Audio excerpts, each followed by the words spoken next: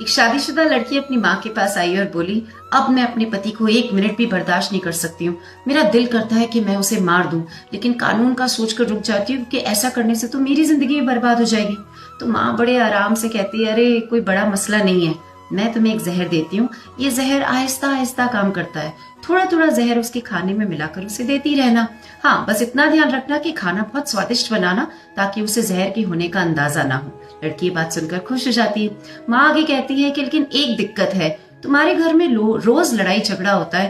पूरे खानदान को, रिश्तेदारों को, पड़ोसियों को, दोस्तों को, सबको पता है तुम दोनों की आपस में नहीं बनती, तो शक तो तुम पर ही जाएगा। तो तुम एक काम करना, जब तक जहर अपना असर दिखा रहा है तब तक तुम घर का माहौल बदल देना, उसके साथ प्यार और मोहब्बत से रहना, उसकी बात मानना, उसे खुश रखना, उसे इज्जत देना। तो लड़की कहती है ठीक है, कुछ ही महीनों की बात है, मैं ऐसा कर लूंगी। और वो जहर की पुड़िया अपनी माँ से लेकर अपने घर आ जाती है। 1 महीना भी नहीं गुजरता और वो दोबारा अपनी माँ के पास आती है और कहती है कि माँ, जो जहर आपने मुझे दिया था, क्या उसका कोई तोड़ है? तो माँ पूछती है क्यों, क्या हो गया? लड़की कहती है, मैंने नियम से कुछ दिन जहर उसके खाने में मिलाकर उसको दिया, लेकिन वो तो बिल्कुल बदल गया है।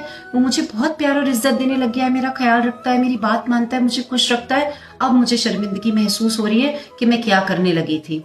अब लेकिन मैं कुछ दिन तो जहर उसको दे चुकी हूँ, अब क्या करूँ, अब क्या होगा? तो माँ मुस्कुराकर कहती है कुछ नहीं होगा। लड़की को बड़ा आश्चर्य होता है। वो पूछती है क्यों, ऐसा क्यों कह रही हो? तो माँ कहती है क्योंकि उस पुड़िया में जहर नहीं, हाजमे का चूर्ण था। जहर उसकी जिंदगी में था तुम्हारा रवैया, तुमने रवैया बदल लिया तो बस सब कुछ ठीक हो गया। जब मैंने ये कहानी पढ़ी तो मुझे 2 बातें समझ में आई। पहली, हम इंसानों का स्वभाव है, हमें हमेशा खामियां, कमियां, गलतियां सामने वाले में नजर आती हैं। हम हमेशा दूसरों से उम्मीद करते हैं कि वो सब कुछ सही करने की कोशिश करें, हम अपने अंदर झांकना भूल जाते हैं। गालिब साहब का एक बहुत अच्छा शेर भी है इस पर कि मैं उम्र भरी गलती करता रहा, धूल चेहरे पर थी और आईना साफ करता रहा।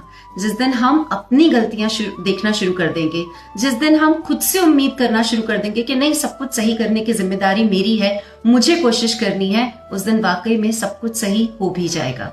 नंबर 2, घर में बड़े बुजुर्गों का होना बहुत जरूरी है, क्योंकि जिंदगी की जो सीख उनके अनुभव से हमें मिल सकती है ना, वो किसी किताब या कहीं और से नहीं मिल सकती।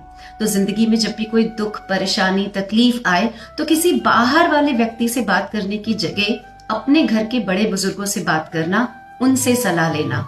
वो आपको रास्ता दिखाएंगे और सही रास्ता दिखाएंगे।